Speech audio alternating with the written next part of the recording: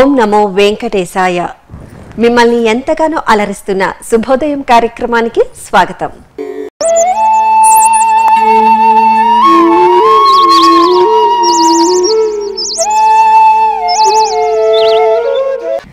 మన నిత్య జీవన విధానంలో ఏ విధంగా నడుచుకోవాలో ఎంతో మంది ఋషులు మనకు తెలియజేశారు. వాటిలో కొన్నింటిని ఈరోజు ఋషివాక్యం ద్వారా తెలుసుకుందాం. శ్రీ వెంకటేశాయ శ్రీనివాసాయ గోవిందాయ నమో నమః. నమో మహద్భ్యో ఋషిభ్యో గురుభ్యో నమః. సాధారణంగా ఆధ్యాత్మిక మార్గం వేదాంత విద్య అంటే భౌతిక జీవితాన్ని నిరసించడం అని చాలామంది అనుకుంటూ ఉంటారు. భౌతిక జీవితాన్ని నిరసించడం కాదు. అందుకే ఈ భౌతిక సుఖాలను అనుభవించిన తర్వాత విశ్రాంతి తీసుకున్నాక అప్పుడు అధ్యాత్మ విద్య గురించి ఆలోచిద్దామని కొందరు భ్రాంతి పడుతూ ఉంటారు కదా. కానీ అధ్యాత్మ విద్యకి భౌతిక జీవితానికి ఏమీ విభేదం లేదు. అధ్యాత్మ విద్య అంటే భౌతికమైన ప్రపంచాన్ని కూడా పరమేశ్వర స్వరూపంగా చూడడమే నిజమైన అధ్యాత్మ విద్య. అందుకని ప్రపంచాన్ని నిరసించడం కాదు, ప్రాపంచిక భోగాల్ని తూలనాడడం కూడా కాదు. అయితే అధ్యాత్మ విద్య ఉన్నట్లయితే ప్రాపంచిక భోగాలే శాశ్వతమనే అజ్ఞానం పోతుంది. ఇది ప్రధానమైన అంశం. అందుకని ప్రాపంచిక భోగములే శాశ్వతం అనే భ్రాంతి ఉన్నప్పుడు వాటి కోసం ఏ పాపం చేసైనా సరే సంపాదించుకోవాలనేటువంటి అధర్మ ప్రవృత్తి ఏర్పడుతుంది. దానివల్ల వ్యక్తికి సమాజానికి కూడా ప్రమాదం. అందుకే ఆధ్యాత్మిక దృష్టి మొదటి నుండి మనకు ఉన్నట్లయితే ప్రపంచ భోగాలు సత్యములు కావని ఎరుక కలుగుతూ అసలు జీవితం కూడా నిత్యము కాదే కనుక జీవితం ఉన్నప్పుడే మనం జాగ్రత్తగా ఉంటూ ఈ సత్యము కాని భోగముల్ని ఎంత మేరకు అవసరమో అంత మేరకే పొందాలి తప్ప వాటి కోసమని ధర్మాన్ని శక్తిని ధారపోయకూడదు అని తెలుసుకుంటూ అధ్యాత్మ విద్యతో భౌతిక జీవితాన్ని సమన్వయించుకుంటామే తప్ప భౌతిక జీవితాన్ని మనం నిరసించాం. ఇది తెలియ కొంతమంది కూమర్శలు చేస్తుంటారు. అందుకే భగవత్ సాధనలు చేసేవారికి ఆధ్యాత్మ సాధనలు చేసేవారికి అప్పుడప్పుడు కొన్ని విమర్శలు ఎదుర్కోక తప్పదు. వారు ఏమంటూ ఉంటారంటే అలాంటి వారిని ఉద్దేశించి, అయితే ప్రపంచాన్ని మీరు విడిచిపెడితే ప్రపంచం కూడా మిమ్మల్ని విడిచిపెడుతుంది. అప్పుడేమంటారు అంటే, ప్రపంచాన్ని విడిచిపెట్టి ఎక్కడికి వెళ్తాం? ఎవరైనా ప్రపంచంలోనే ఉంటారు. ఎందుకంటే ఆకాశం పైకప్పును విడిచిపెట్టి ఇంకెక్కడికైనా వెళదామని ఎంత పరిగెత్తినా మనం ఆకాశం కిందే పరిగెడుతూ ఉంటాం. ఇది తెలుసుకోవాలి. అదేవిధంగా ఎక్కడ పరిగెత్తినా భూమి మీదే, ఎక్కడ చూసినా ఆకాశమే. దీన్ని బట్టి మనం ప్రపంచం నుంచి ఎక్కడికి వెళ్ళక్కర్లే, ప్రపంచంలోనే ఉండాలి. కానీ ప్రాపంచిక సుఖములు సత్యములు కావు, నిత్యములు కావని తెలుసుకుంటూ మన శరీరానికి జీవయాత్రకి ఎంత అవసరమో అంత మేరకు తీసుకుంటూ వాటిని ఆధ్యాత్మిక సాధనకు వినియోగించుకోగలగాలి. అంతేగాని కేవలం భోగం కోసం కాకుండా యోగం కోసం వాటిని వాడుకోవాలి. అందుకే పరిమితి కలిగినటువంటి ప్రాపంచిక సుఖాలను అనుభవించినట్లయితే మనకు ఆధ్యాత్మిక ప్రయోజనంతో పాటు భౌతిక ప్రయోజనం కూడా సిద్ధిస్తుంది. ఉదాహరణకి ఎదురుగా బోలెడంత అన్న సంపద కలిగిందని చెప్పి ఆబగా అంతా తిన్నామనుకోండి, రుచిగా ఉన్నప్పుడు మొత్తం తినాలనిపిస్తుంది. కానీ ఆ తర్వాత అజీర్తి మొదలైన వ్యాధులు వస్తాయి. కనుక అక్కడ ఒక పరిమితి ఉన్నది కదా. ఆ పరిమితిని అనుసరించే ప్రపంచంలో ఎంత సంపద ఉన్నా మన శారీరక పరిమితులను అనుసరించి తీసుకుంటాం. అదేవిధంగా మనకి పరిశీలన ప్రజ్ఞ కూడా పెరిగి ప్రజ్ఞా పరిమితి బట్టి కూడాను ఏది ఎంత మేరకు అవసరం అంతే తీసుకోవాలి. ఆ ఎంత మేరకు అనేది నిర్దేశించడానికి ధర్మం అనేది ప్రవేశిస్తుంది. అందుకే ధర్మం అనుమతించినంత మేరకే భోగాలు అనుభవించాలి. ధర్మబద్ధంగా సంపాదించిన భోగాలు మాత్రమే అనుభవించాలి తప్ప ప్రపంచంలో ఉన్న భోగాలను నిరసించడం కాదు. ధర్మబద్ధమైన భోగానుభవం కలిగి ఉన్నప్పుడు మనస్సుకు సంయమనం ఏర్పడుతుంది. ఒక బ్యాలెన్స్ అంటారు దాన్ని. అలాంటి సంయమనం కలిగిన మనస్సు శాంతితో ఉంటుంది. అదేవిధంగా పరిమితి కలిగిన భోగములు అనుభవించేవాడు ఆరోగ్యంగా కూడా ఉంటాడు. అందుకు ఈ పరిమితి కలిగి అనుభవించడం, మనస్సును సంయమనం చేసి అనుభవించడం అనేటువంటిది ఆధ్యాత్మిక మార్గంలా కనబడ్డప్పటికీ అది అచ్చమైన భౌతిక జీవితం కూడా సుఖంగా ఉండేటట్లు చేస్తుంది. అందుకే భౌతికంగా మన ఆరోగ్యంగా 10 కాలాలు మనశ్శాంతితో ఉండాలి అంటే ఆధ్యాత్మిక జీవితంతో కూడిన భౌతిక జీవితమే అటువంటి స్థితిని ఇవ్వగలదు. అందుకే భౌతిక జీవితాన్ని కానీ బాహ్య ప్రపంచాన్ని కానీ ఎప్పుడు విస్మరించరాదు, వాటిని తీసిపారేయకూడదు. ఇదంతా భగవత్ స్వరూపం తెలుసుకుంటూనే తేన త్యక్తేన భుంజీతాహ మాఘృత కస్య సిద్ధనం అంటుంది ఈశావాస్యోపనిషత్తు. అటువంటి త్యాగబుద్ధితో నువ్వు అనుభవించు అంటోంది ఇక్కడ. అనుభవించు త్యాగబుద్ధితో. త్యాగబుద్ధి అంటే విడిచిపెట్టుట, అనుభవించు అంటే స్వీకరించుట. నువ్వు త్యాగబుద్ధితో అనుభవించు అని చెప్పినప్పుడు పరస్పర విరుద్ధ భావాల్లా కనబడుతున్నాయి కదా. అంటే జగత్తంతా ఈశ్వర స్వరూపమైన భావం కలిగి ఈశ్వరునికి వ్యతిరేకమైన భావాన్ని విడిచిపెట్టి అప్పుడు ప్రపంచాన్ని అనుభవించు, అప్పుడు నీకు అది శాంతిని కలిగిస్తుంది అన్నారు. దీన్ని బట్టి మానవుడికి ఆధ్యాత్మిక జీవితం యొక్క అవసరం ఎంతదో తెలుస్తున్నది ఇక్కడ. ఆధ్యాత్మిక జీవితం మనం ఆలోచించడం మొదలుపెట్టిన దగ్గర నుంచే అవసరమవుతుంది. ఇక్కడ ప్రపంచం యొక్క అసలు సత్యాన్ని తెలుసుకోవడమే ఆధ్యాత్మికత.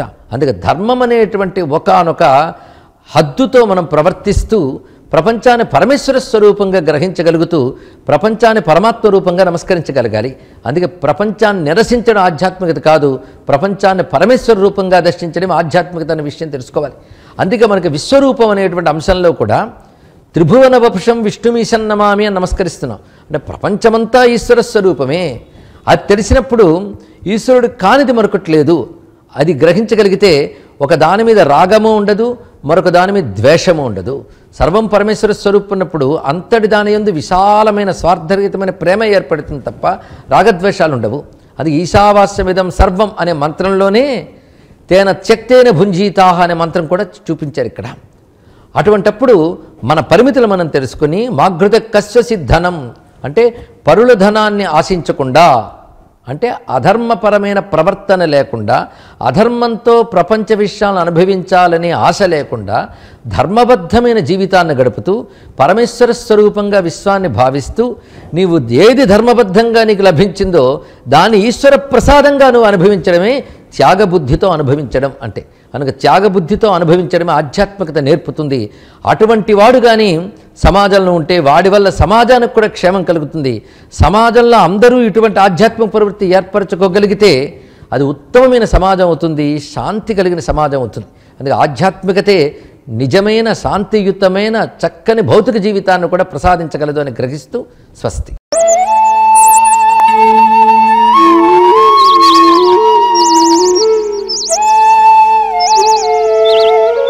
పరమ పవిత్రమైన చైత్రమాసం వైభవాన్ని కొంత తెలుసుకుందాం. యా దేవీ సర్వభూతేషు చేతనేత్యభిధీయతే నమస్తస్యై నమస్తస్యై నమస్తస్యై నమో నమః.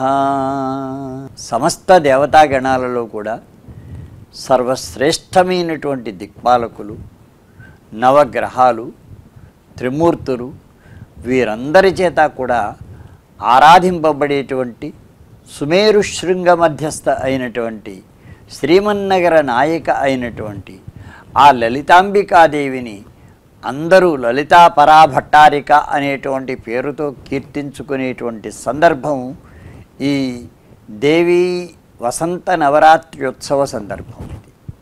కనుక శరన్నవరాత్రులకు ఎంత ప్రాశస్త్యం ఉన్నదో శ్రీదేవి వసంత నవరాత్రులకు కూడా అంత ప్రాశస్త్యం ఉన్నది. కలశ స్థాపనం చేసి ఈ 9 రోజులు కూడా ఎంతో భక్తి శ్రద్ధలతోటి అమ్మవారిని పూజించుకోదగినటువంటి సమయం. కనుక ఆ తల్లి యొక్క వైభవం ఎటువంటిది అంటే యాదేవి సర్వభూతేషు చేతనేత్యభిధీయతే. శరీరంలో భౌతికమైనటువంటి అవయవ సముదాయం ఒకటి. ఆ భౌతికమైనటువంటి అవయవ సముదాయాన్నంతటినీ కూడా ఎంతో ఉత్సాహపరిచి తగినటువంటి శక్తినిచ్చి జీవశక్తిని నింపి చైతన్యవంతం చేసేటువంటి మూల శక్తి స్వరూపిణి అమ్మవారు. ఈ శరీరంలో ఉండేటువంటి చైతన్యం సాక్షాత్తు ఆ తల్లి. అందుకని చేతన అని వ్యవహరింపబడుతున్నదన్నమాట.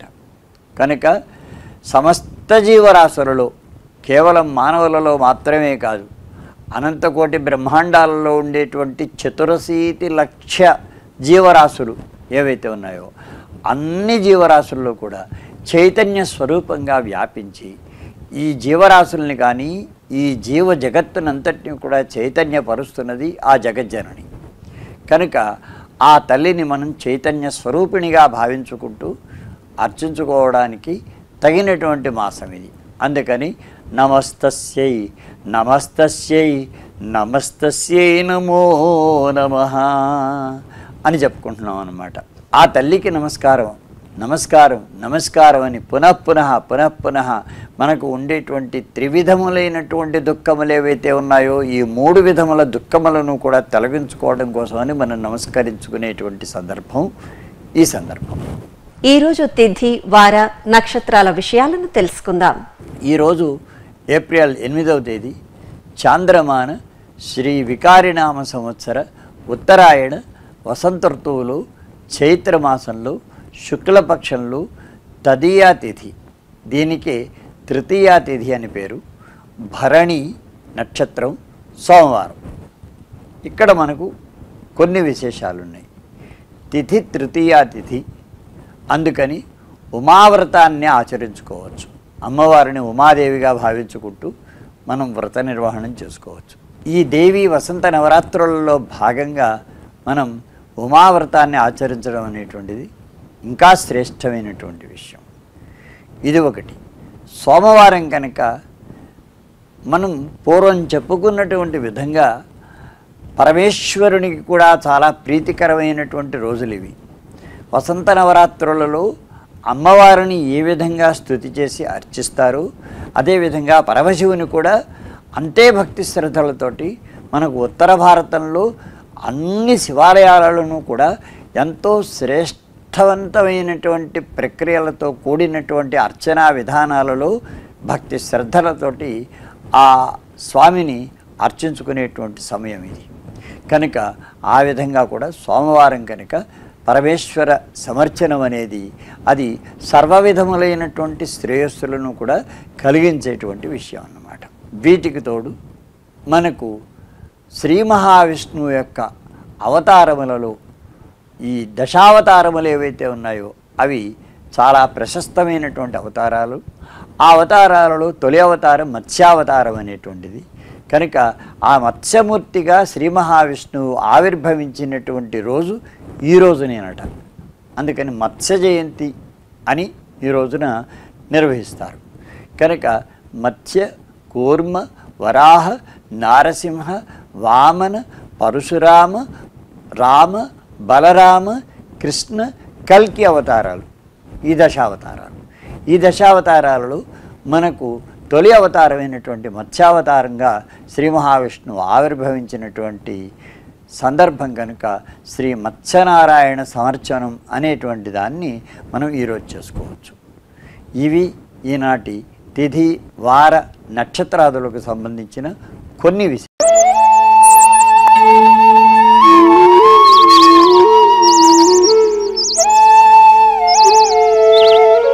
ఈనాటి శుభోదయం కార్యక్రమం మిమ్మల్ని ఎంతగానో అలరించిందని ఆశిస్తూ రేపటి శుభోదయం కార్యక్రమంలో కలుసుకుందాం. ఓం నమో వెంకటేశాయ.